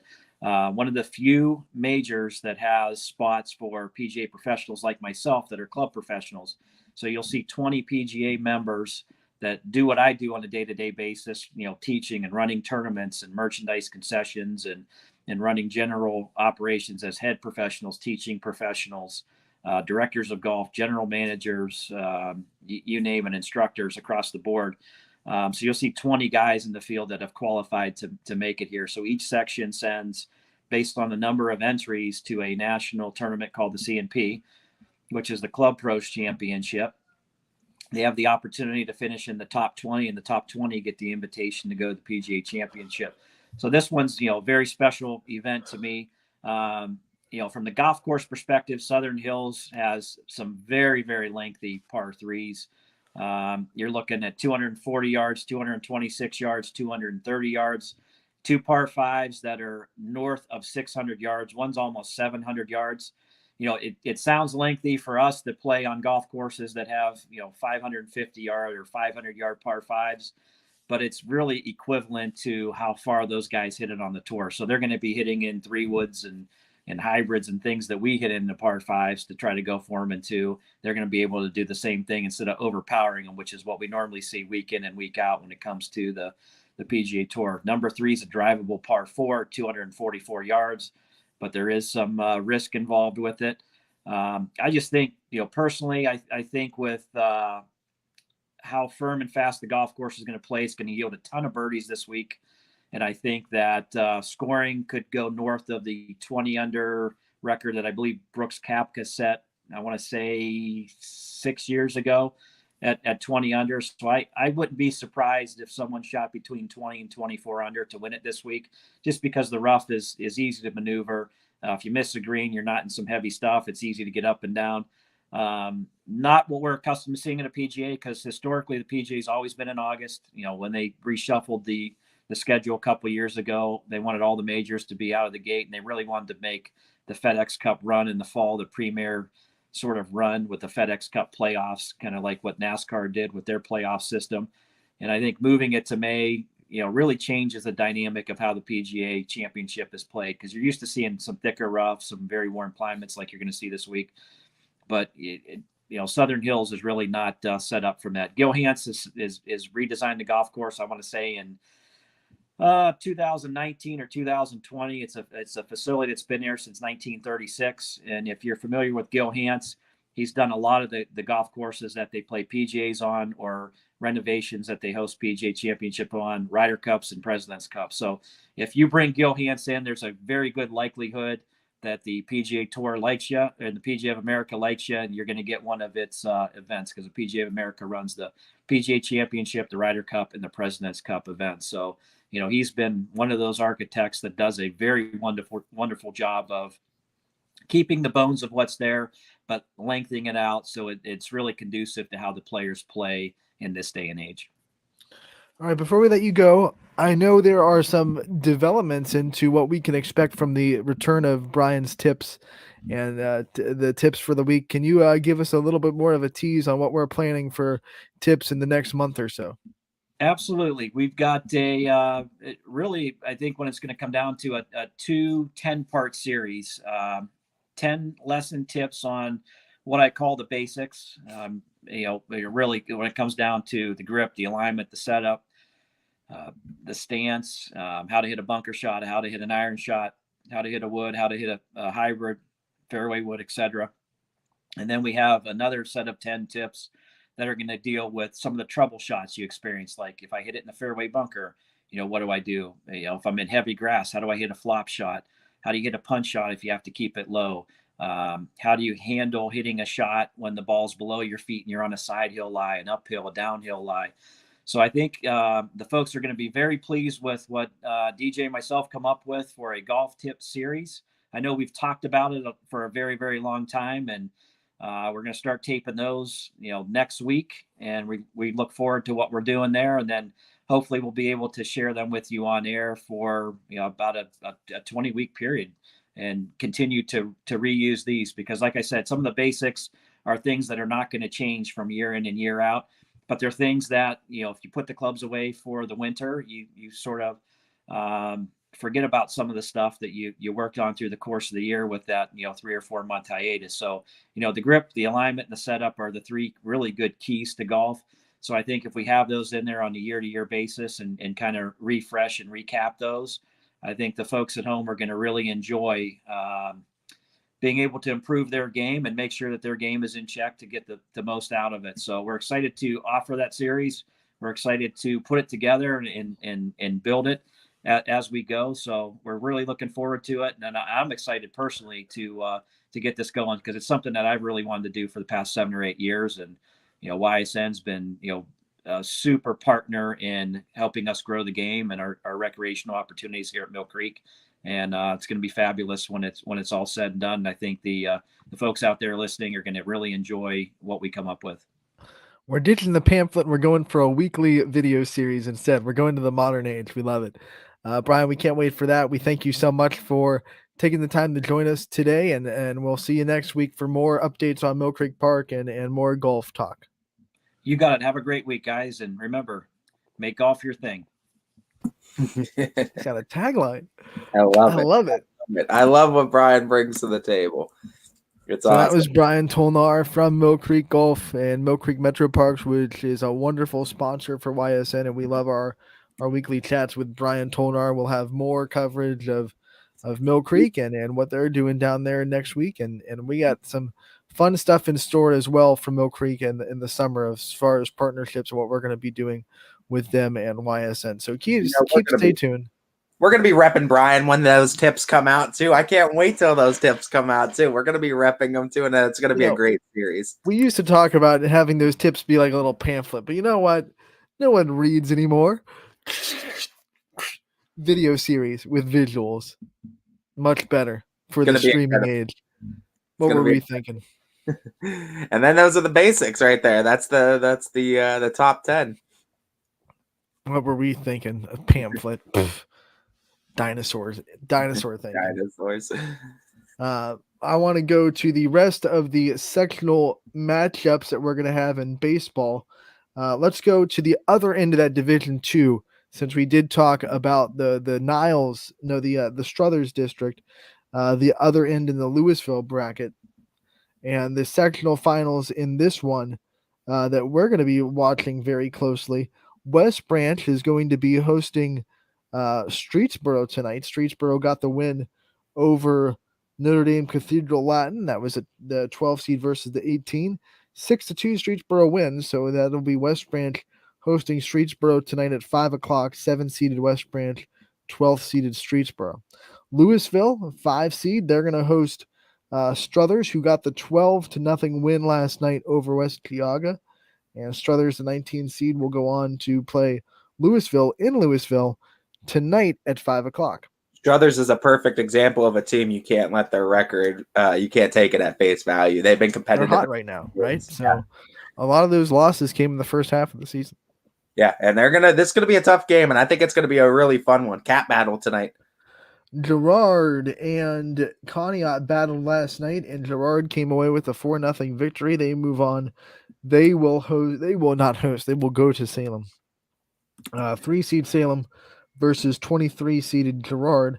That will be tonight at 5 o'clock. First tournament game for Salem as they try to get back to the regional finals like they did last year and take that next step into the state, into Akron. And how about this trio of rivalry between Marlington, West Branch, and Salem that are always competing in almost every sport, it feels like. And here they are again in baseball, all in the same bracket, too. So something's got to give. You look at the EBC, I mean, they also have Canton South in here. They're going to play Marlington tonight. So you have Marlington, Canton South, West Branch, and Salem all in this bracket from the NE8. So it's an NE8 dominated sectional final. And, then you have Louisville lurking in that next game. If Louisville is able to win, these sectionals go shock. And Louisville already played Salem this year and got the win, so that'll be interesting if both teams win, and that would be our district semifinal. Yeah, there's a lot of YSN representation in this Louisville bracket, and on top of that, and above all else, Louisville has the districts at home. So you win this game, sectional's over, you're home. Doesn't matter if you're batting in the top of the inning. It does. I know. I get it does. No, but it actually really does, especially late in the game. Yeah, it really does. But but still, being on your home field, nothing beats that. And especially with that Louisville crazy crowd that gets there and supports its team every single sport, that's going to benefit the Leopards, I think, hugely going into this. And that's a tough draw for Salem to have to go play Louisville in Louisville, even though they're the higher seed. It's a 3 seed. Well, I think it does pay dividends that Salem played Louisville in Louisville earlier this season. I think that helps them out tremendously, getting experience of what it's like, that field, the dimensions for the team too, and just getting experience with the team. They would be the home team, even though it's at Louisville, but both teams have to take care of business tonight, as Salem will play Gerard and Louisville will play Struthers. Both those games starting at 5 o'clock tonight in sectional championship action. Back to Division 3, we talked about the Niles district. Let's go to the Struthers district in Division 3, and we're going to see the sectional finals. The 2-seed Grand Valley will play Cardinal Mooney, who got the win last night, 18-0. We talked about that win and how diverse the offense was and how impressive Mooney looked. 11-seed Mooney will travel to Grand Valley, the 2nd seed, 5 o'clock first pitch for that one. Should be an interesting one too to see what Mooney has to offer against the 2-seed in Grand Valley, as they really looked pretty dominant in that sectional semi. On Monday night, Garfield got the win, so they move on. Their sectional final will be tonight in Rootstown. 7-seed Rootstown versus 10-seed Garfield, 5 o'clock first pitch there. We talked with Coach Michael Pays the other day about that too, head coach, about this matchup too. So you could check it out on yesterday's episode of Running Point, or stay tuned to our social media pages and ysnlive.com. 12-seed LeBray got the win last night against Crestwood. They won 6-5 in a thriller. And LeBray moves on. They will travel the Middlefield Cardinal tonight at 5 o'clock. That is the 6th seed Cardinal versus the 12th seed LeBray. Yeah, looking for a big win is LeBray to get themselves to a district semi. Monday night, Waterloo got that win over Newton Falls 8-5. They will play tonight against Ursuline, and that will be at 5 o'clock at Ursuline for 4-seed Ursuline versus 15 seed Waterloo. Yeah, the softball, or not the softball team, excuse me, or was it? It was the softball team, I believe, that played Mooney.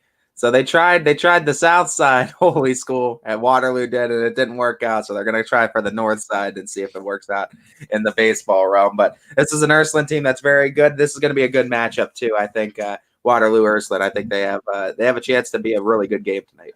Thank you for tuning in from Leopard Nation, and I think it's very on brand that your M is Louisville Blue. Yeah, right.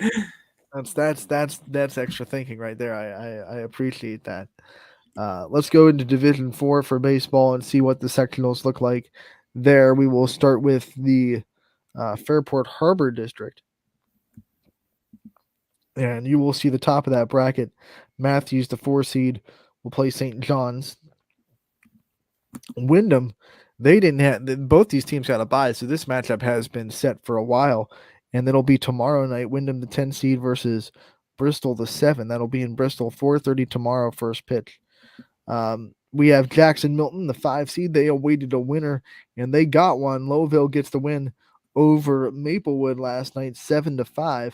So Lowville, the 11 seed, will travel to Jackson Milton tomorrow night, and that'll be at 5 o'clock. So Lowville gets the win last night, and they advance to Jackson Milton tomorrow. Yeah, and I also wanted to just shout out the other teams too, coming into this one and the other districts that we didn't get a chance to. Did I miss a Division 3 district? No, I just don't know if we talked about the other day too. This actually happened a couple of days ago. Edison against Fort Fry. That was Fort Fry got the win over Edison 1-0 in a close game. That was 4-10. Fort Fry advanced on that one, but still a great showing by Edison and another great season by the Wildcats down there. And I also wanted to see, that might have been the only one I think that we had. Let me double check on this one real quick. East Liverpool got that win over Beaver Local. And then, the last night too, New Philadelphia 8-3 victory over the Potters too. The last sectional final of this bracket, not set yet. Wellsville still waiting for their game to be played. They are supposed to host St. Thomas Aquinas.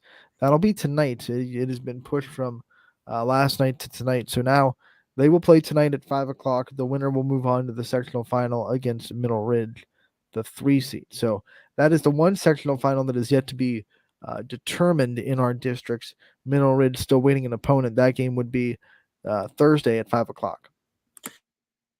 Yep. Stay tuned to YSN too for any updates on that. All right, so Wellsville plays tonight, weather pending, and they will host as an 18 seed versus the 21 seed in hopes of making it to the sectional final against Mineral Ridge. Yep, and the Rams have looked really good too, so that's going to be an interesting matchup either way. We're going to take a break, and when we come back, we will talk about all the games that are going to be on the network tonight. What games we're looking forward to the most, what games you could watch for $9.99. Total Access gives you all the games, and all that fun and more coming up next on Running Point, brought to you by Greenwood Chevrolet in Austintown. Every customer has a story, and at Greenwood Chevrolet, we are committed to making sure it ends with you in the right vehicle.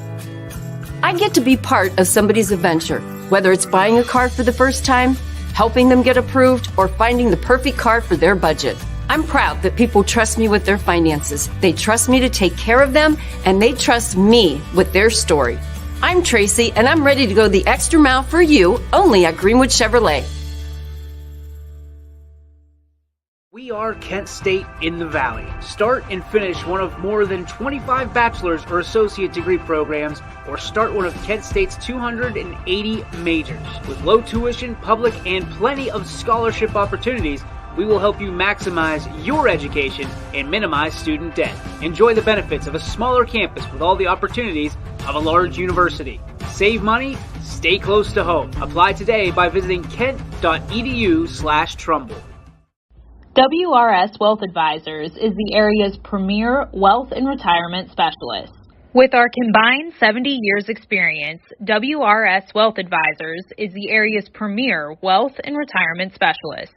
Call 330-965-0370 to learn more about our individual and corporate financial planning services, or visit WRSwealth.com. Good luck, athletes!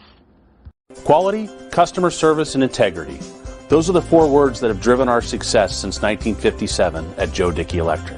Joe Dickey Electric is one Mahoning Valley landmark business that stays current with the requirements of our customers. Family owned and managed, we are an electrical contractor and energy solutions provider. Every member of our team adds to his or her skill set through ongoing training. Residential, commercial, industrial, automotive, and more. We keep ahead of the needs of our customers with a fleet of more than 50 vehicles and 24/7 emergency service, so you're never left in the dark.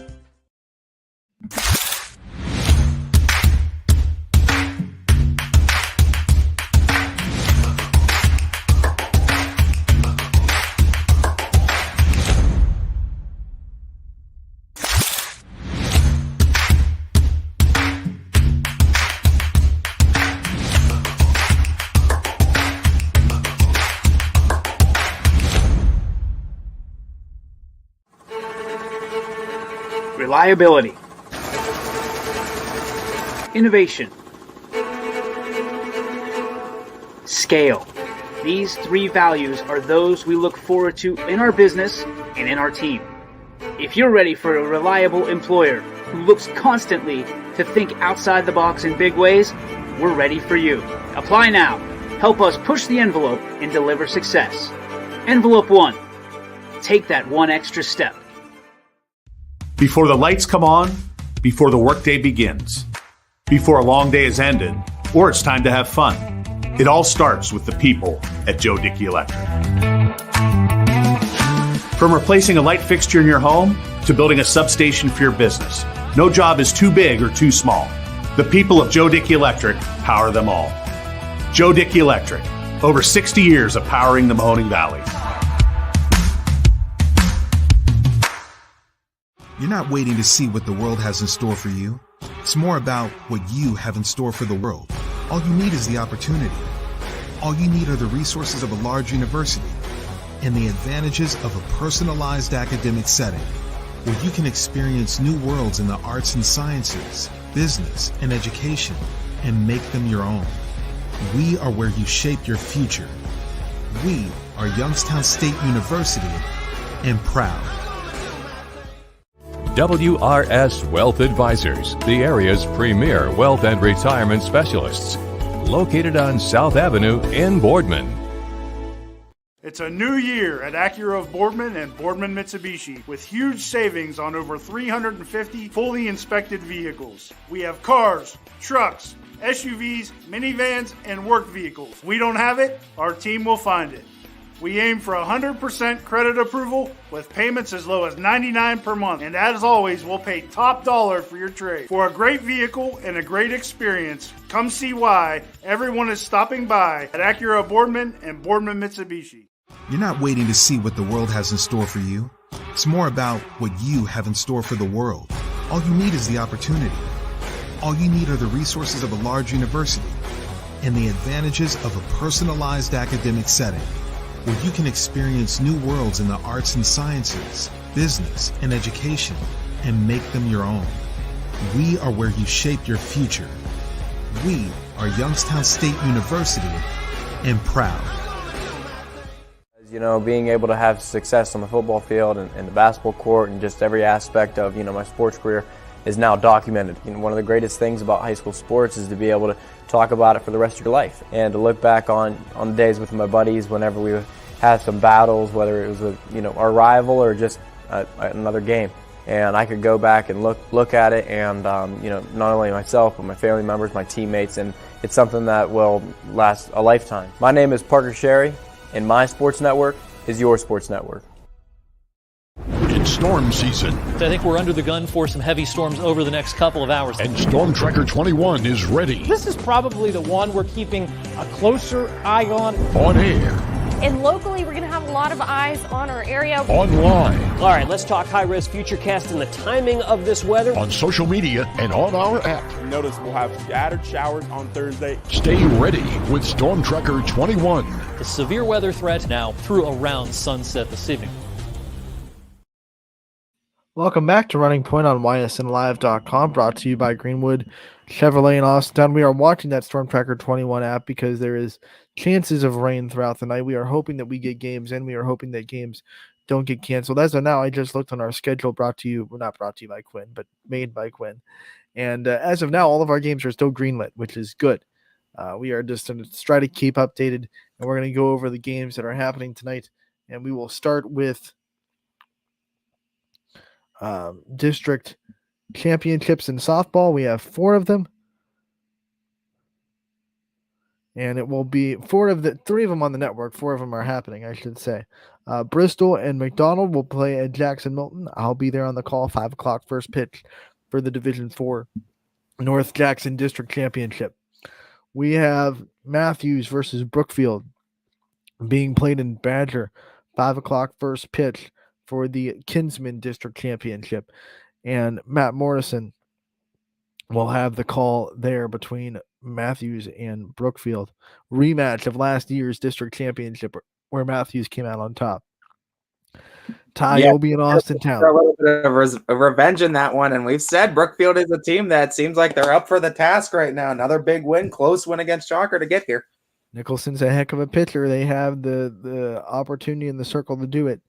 Green at Austin Town Fitch for the Austin Town District Championship, 5 o'clock first pitch. Ty, you will be there for the call. Green with the emphatic 11-0 win over Perry, and Austin Town Fitch with the 6-0 win over Louisville. So neither team gave up a run in the district semifinals. Something's got to give, right? You got to score to win. Something's got to give, and you never take any opponent lightly in a D1 tournament in this state. So especially in this region, in Division 1, yeah. Yeah. So this is not going to be an easy task for the Falcons to get this district championship. Green is a formidable opponent. Should be a good one tonight on the network. And then in Massillon, not on the network, but is happening, Boardman against Walsh Jesuit in the Massillon District Championship. We'll go to baseball, and then we'll look at the brackets, and I want to go into, with these district championships tonight, who they're matched up with in the region and what that district championship looks like, so we can start to kind of get a glimpse into who our teams would have to be keeping an eye on if they win their district. For baseball playoffs, the first game, Streetsboro at West Branch, 5 o'clock first pitch. Struthers will be at Louisville, 5 o'clock first pitch. Rob will have the call on that one. Gerard travels to Salem, 5 o'clock first pitch there. Derek Rhodes on the call. DJ and Richie working together, Poland at Canfield. That's going to be a heck of a broadcast with DJ Oakley and Richie Giuliano both on that call. Waterloo will travel to Ursuline, and that's going to be on scene 1, 5 o'clock first pitch. Alec Caberna making the call down there at scene.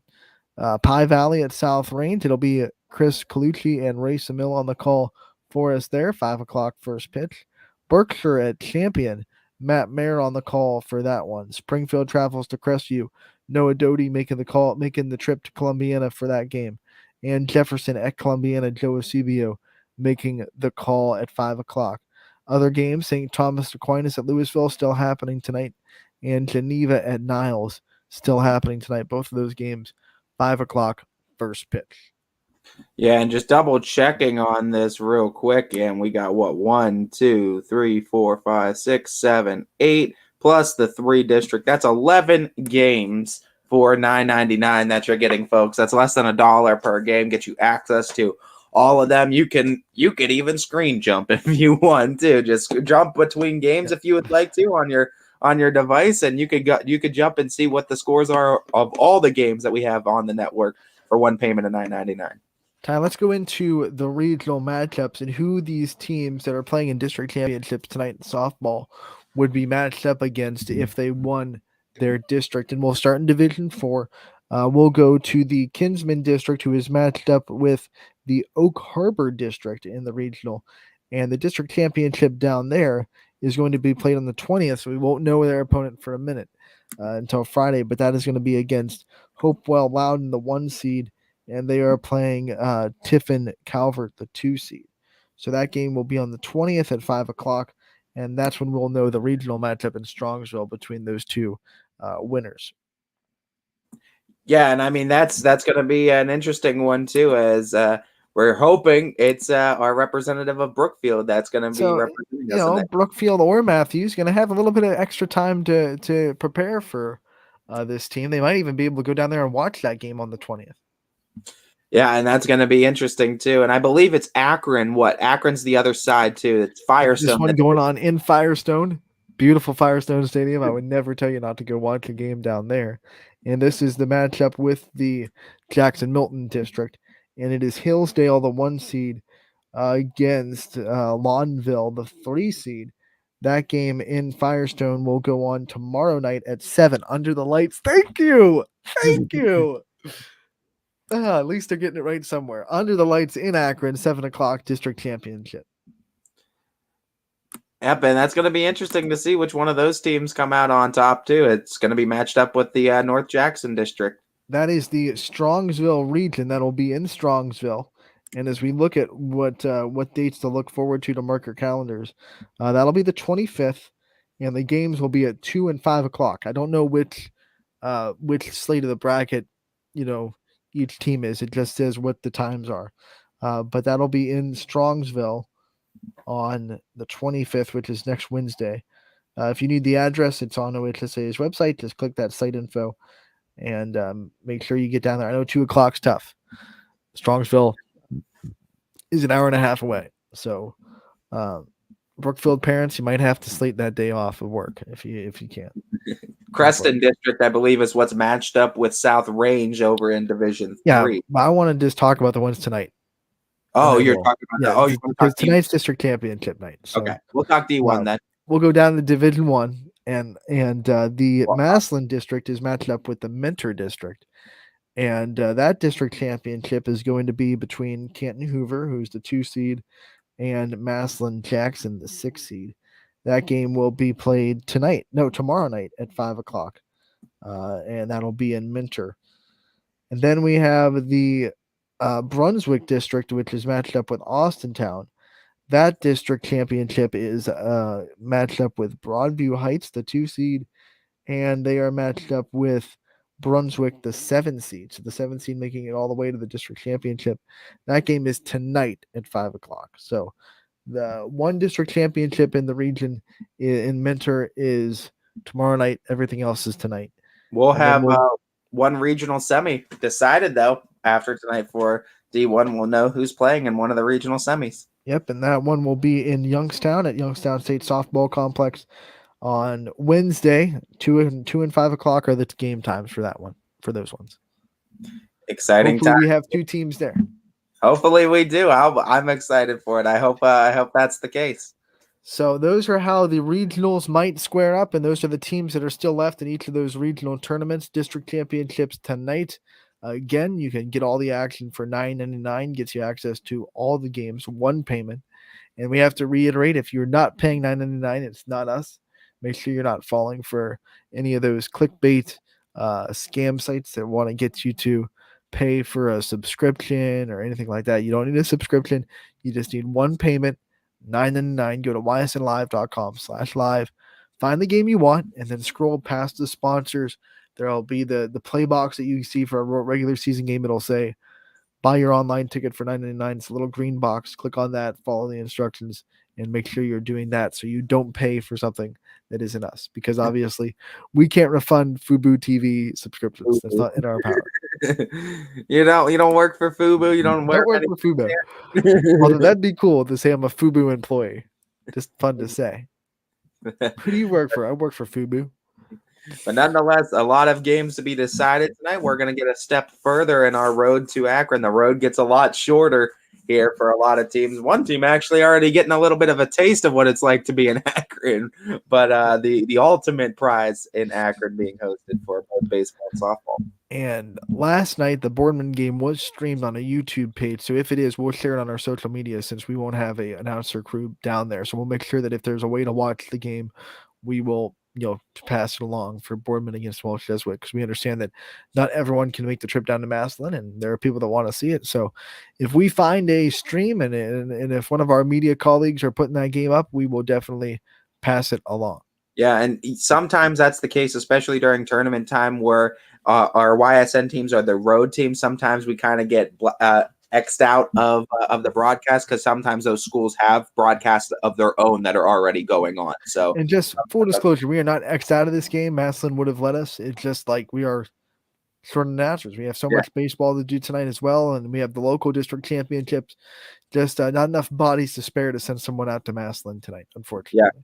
And I mean, but we're going to hopefully see Boardman come away victorious, and we're going to be able to continue the coverage of the Spartans into the region. And you know what? Good news for Boardman. If they win, they come back home to Youngstown to play in their regional. So we will definitely be at that game. Oh, absolutely. I'll make sure that one of us will be at that game, and we'll be there somehow, some way to be there for them for sure. But good luck to all the YSN teams tonight. Hopefully we have a clean sweep, and we have a lot of district representation to talk about going into regionals in all four divisions. I hope so, because I don't like coming on talking about the end of seasons, and people having to end theirs. That doesn't do it.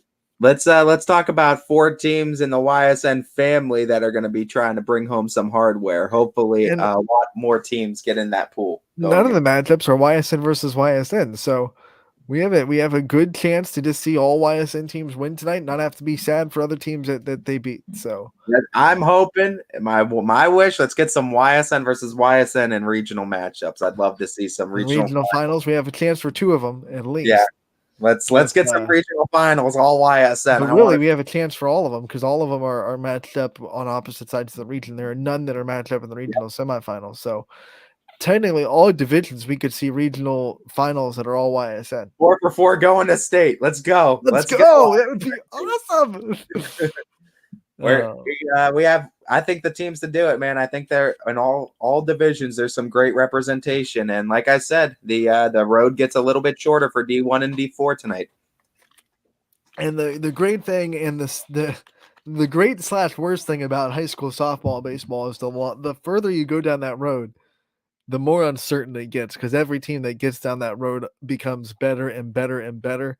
And the sport's already fickle anyway, so it's like you're never promised anything, especially when you start to get district championships, regional semifinals, regional finals. Sometimes you just have to have the ball bounce your way a couple of times.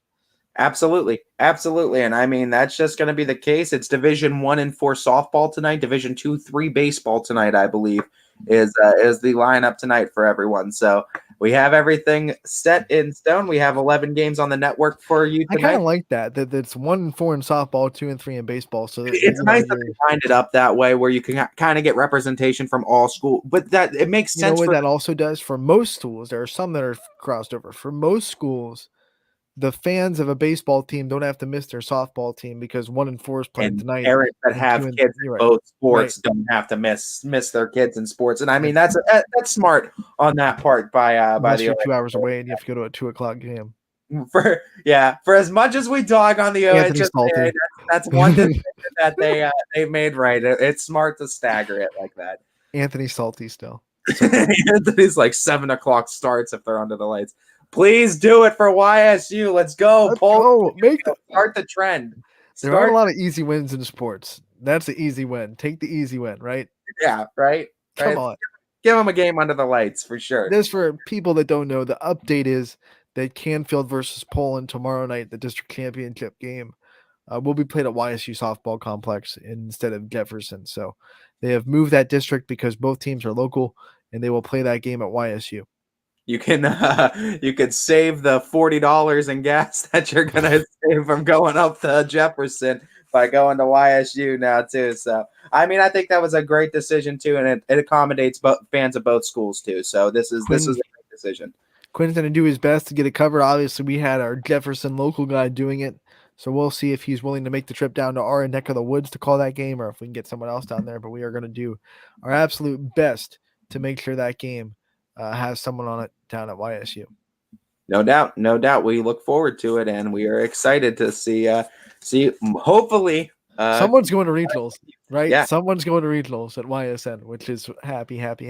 And you get a preview of it tonight with Canfield Poland baseball. So, oh man, that adds that extra animosity. Who gets more momentum? The team that wins or loses tonight for the softball? Which school gets more momentum? The team that wins or loses before that softball matchup?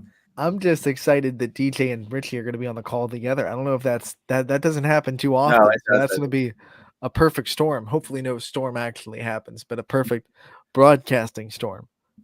You know, no doubt that both these teams, baseball and softball, they want it, especially against their rival. They want to end that season, and it's going to be a fun one. Poland's going to give it everything they got against Canfield's baseball squad tonight. That softball, it's 1-1, right? So it's the season series on the line. It's district championship on the line. It's bragging rights. It's everything on the line. Stars on both sides. Melina Toth, Katie McDonald, Van Zadala, Abby Farber, Bridget Kelly. Then you have Connie Kugris, Emily Denny. I could just go on and name the whole roster, but it's just like superstar. Yeah, and I mean, just hot swinging bats too. I mean, you got Katie McDonald, you got Mary Brett, you got Abby Farber that could hit dingers. I mean, Maddie Angelo can hit, one of the only people that hit a bomb off of Sydney Watts this year. Yeah, one of the few. He's given up two. Yeah, two home runs, and Maddie Angelo was one of them that hit it. Was one of them. So she could catch up with any kind of speed. There, Don't forget tonight, folks. $9.99 get you access to 11 games. Take advantage of it too. Hop between the games and have a fun night with us tonight on the network. We want to thank our guests for coming on. Kelly Zolik from South Range, Brian Tolnar coming on from Mill Creek Park. We didn't get to Maddie McClandrick's record interview, but you can find that on ysnlive.com. The profile is up on the website. It's also on our YouTube page. So unfortunately, we didn't get to play that. Maybe we'll play it tomorrow. We might have time to play those pre-recorded interviews. And it might be better tomorrow because then they're going to be playing tomorrow night. So yeah, so a little preview.